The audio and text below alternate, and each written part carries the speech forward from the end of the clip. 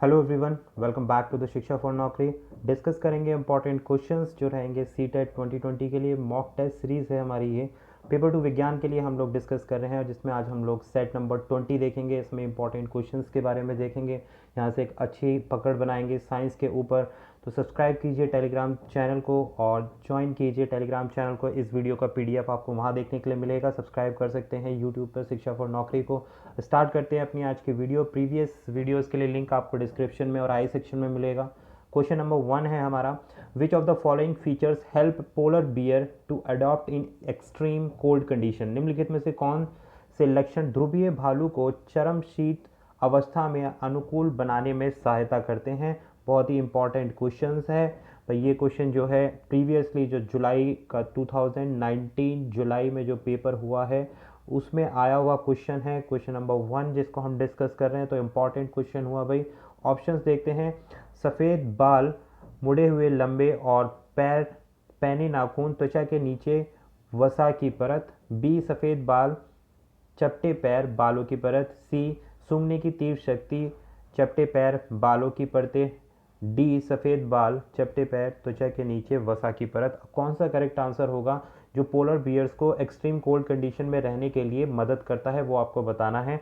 आप चैट में आंसर करते रहिए, साथ साथ आपका असेसमेंट होता रहेगा। तो आंसर कीजिए क्वेश्चन नंबर 1 के लिए। देखिए करेक्ट आंसर है हमारे पास ऑप्शन नंबर ए।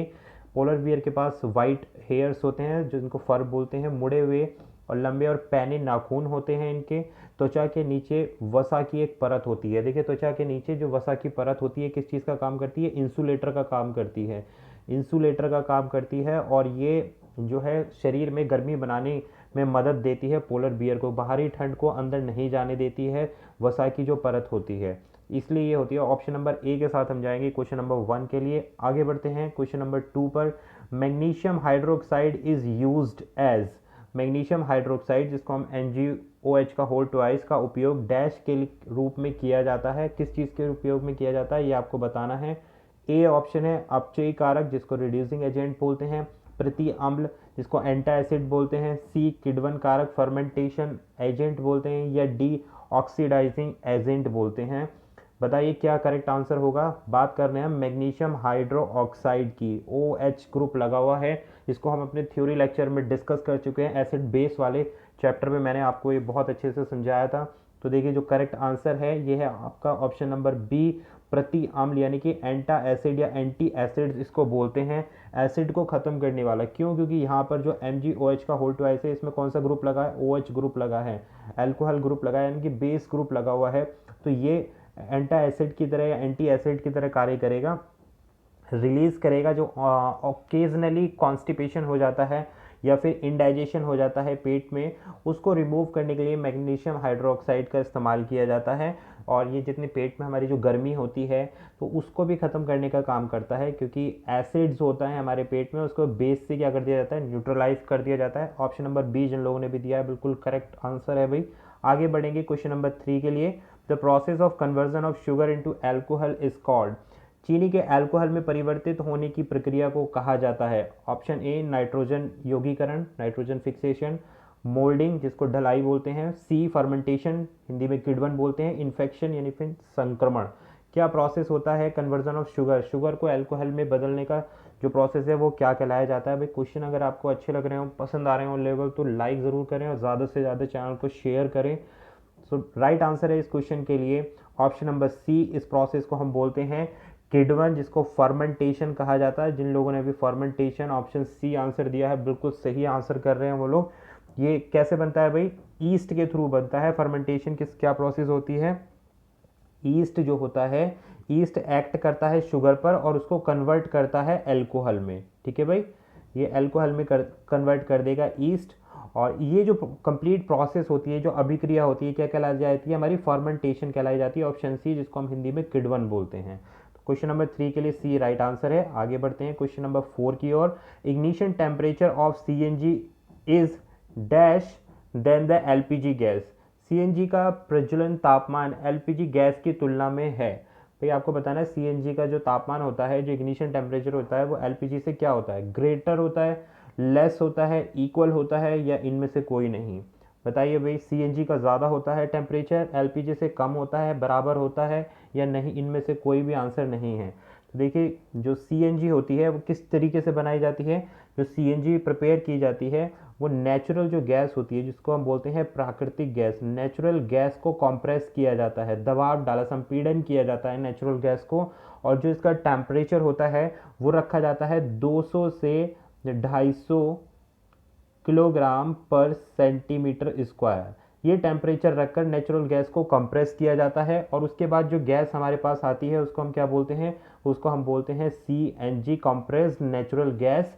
और ये इसका जो इग्निशन टेम्परेचर होता है वो एलपीजी से ज़्यादा होता है, तो ऑप्शन नंबर ए हमारे पास करेक्ट है, ग्रेटर होता है। और जो सीएनजी होता है उसका इग्निशन वैल्यू हमारे पास ज़्यादा हो गई। ए वाला आंसर जिस लोगों ने भी किया है क्वेश्चन नंबर 4 के लिए बिल्कुल बढ़िया है। क्वेश्चन 5 को डिस्कस कर लेते हैं भाई। What is the principle involve in the glowing of an electric bulb.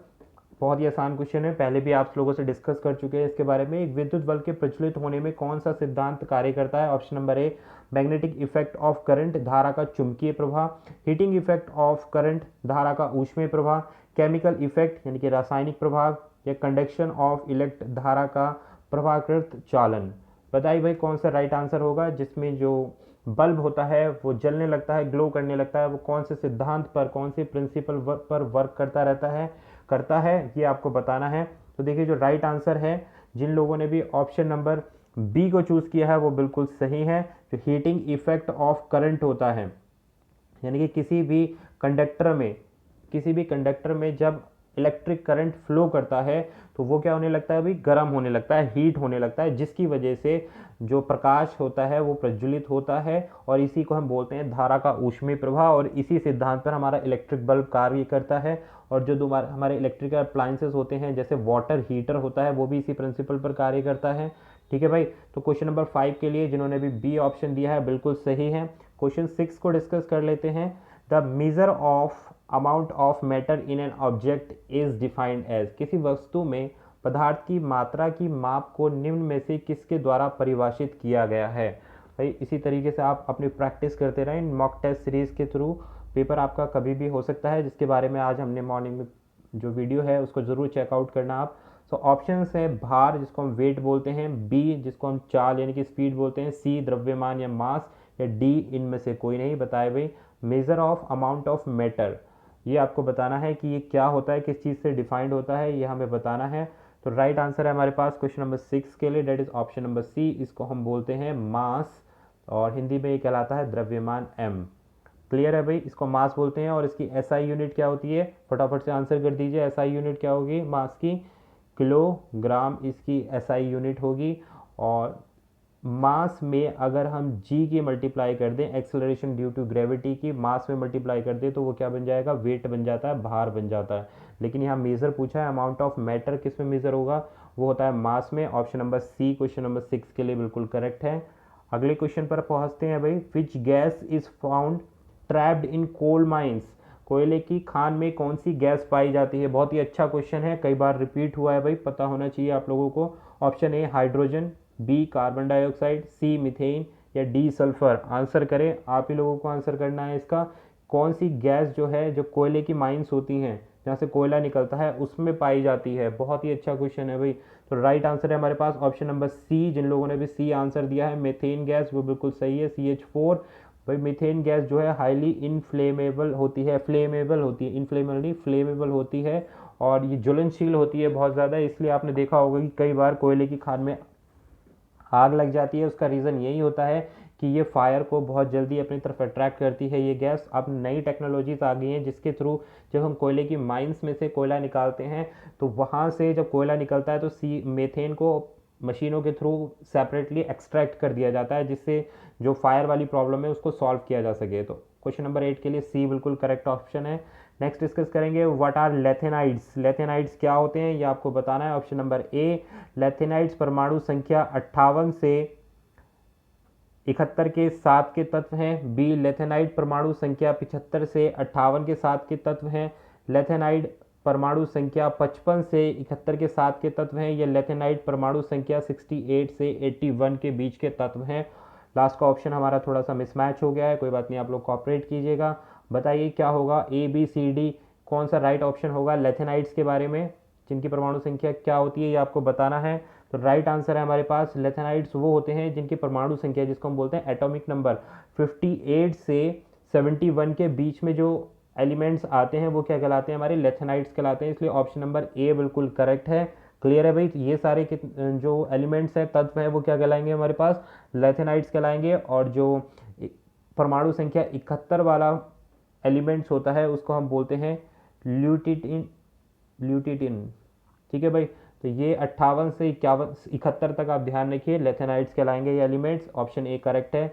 Next and last question आएगा इस वीडियो का। Significantly higher level of urea in the blood is the indication of, रक्त में यूरिया की काफ़ी उच्च स्तर डैश का संकेत करता है। बहुत अच्छा क्वेश्चन है, इंटरेस्टिंग क्वेश्चन है, बड़ा प्रैक्टिकल बेस्ड क्वेश्चन है भाई। इसको हम डिस्कस कर चुके हैं। Option number A liver damage, यकृत को होने वाले नुकसान के लिए, बी हार्ट अटैक दिल के दौरा, सी किडनी डैमेज गुर्दे खराब होना, या डी स्प्लीन डैमेज प्लीहा की क्षति। क्या होता है भाई, अगर higher level of urea, blood में यूरिया की मात्रा बढ़ जाए तो इनमें से क्या चीज़ हो सकती है, ये आपको बताना है। आंसर करिए भाई। बहुत ही अच्छा है और इंटरेस्टिंग क्वेश्चन है। देखिए जो लोग भी आंसर कर रहे हैं ऑप्शन नंबर सी के बारे में जो ऑप्शन कर रहे हैं तो वो बिल्कुल करेक्ट है। सी यानी कि किडनी का जो फेलियर होता है, किडनी का जो फेलियर होता है वो हायर लेवल ऑफ यूरिया की वजह से होता है। यानी कि ब्लड में यूरिया की मात्रा जब हम बढ़ जाती है तब ये प्रॉब्लम कोज होती है, जिसकी वजह से किडनी में प्रॉब्लम आ जाती है। तो सी बिल्कुल इसका करेक्ट आंसर है। नेक्स्ट क्वेश्चन है भाई, नेक्स्ट अब आएगा हमारे पास क्वेश्चन, वो 9th क्वेश्चन था, that is question number 10th। We are not crushed under the weight of atmosphere because, हम वायुमंडल के भार से पिचकते नहीं हैं क्योंकि, यानी कहने का मतलब है कि जो हमारे ऊपर एयर प्रेशर लगता है हम उसके दबाव में से हम जो है कॉम्प्रेस क्यों नहीं होते, पिचकते क्यों नहीं है, ये बताना है। ए ऑप्शन है हमारे शरीर के भीतर का दाब वायुमंडलीय दाब की अपेक्षा अधिक है, बी हमारे शरीर के भीतर का दाब वायुमंडलीय दाब की अपेक्षा अधिक है और यह बाहर के दाब को निरस्त कर देता है, सी हमारे शरीर के भीतर का दाब वायुमंडलीय दाब की अपेक्षा कम है, या ऑप्शन नंबर डी हमारे शरीर के भीतर का दाब वायुमंडलीय दाब के बराबर और ये बाहर के दाब को निरस्त कर देता है। बताए भाई क्या है करेक्ट आंसर, कि किस वजह से हम वायुमंडल के भार से पिचकते नहीं हैं। आंसर कीजिए। तो देखिए करेक्ट आंसर है हमारे पास ऑप्शन नंबर डी, हमारे शरीर के भीतर का दाब वायुमंडलीय दाब के बराबर है और ये बाहर के दाब को निरस्त कर देता है। क्लियर है भाई। तो इसलिए जो हमारी बॉडी पे वायुमंडलीय दाब का इफेक्ट नहीं पड़ता है, क्योंकि अंदर से जो प्रेशर लग रहा है और बाहर से जो प्रेशर लग रहा है इसको न्यूट्रलाइज कर देता है बॉडी। तो इसलिए option number D is the right answer. तो ये था हमारा वीडियो का last and 10th question. Video पसंद आई हो, क्वेश्चन के लेवल अच्छे लगे हो तो यार सब्सक्राइब और शेयर करना बिल्कुल मत भूलें और फॉलो कीजिए टेलीग्राम चैनल पर, लिंक आपको नीचे दिया गया है। शिक्षा फॉर नौकरी पर जाकर आप टेलीग्राम चैनल को ज्वाइन कर सकते हैं, पीडीएफ आपको वहाँ देखने के लिए मिलेगा विद आंसर्स। तो सब्सक्राइब कीजिए शिक्षा फॉर नौकरी को। मिलेंगे नेक्स्ट वीडियो में। This was Abhishek Tyagi. Thanks for watching.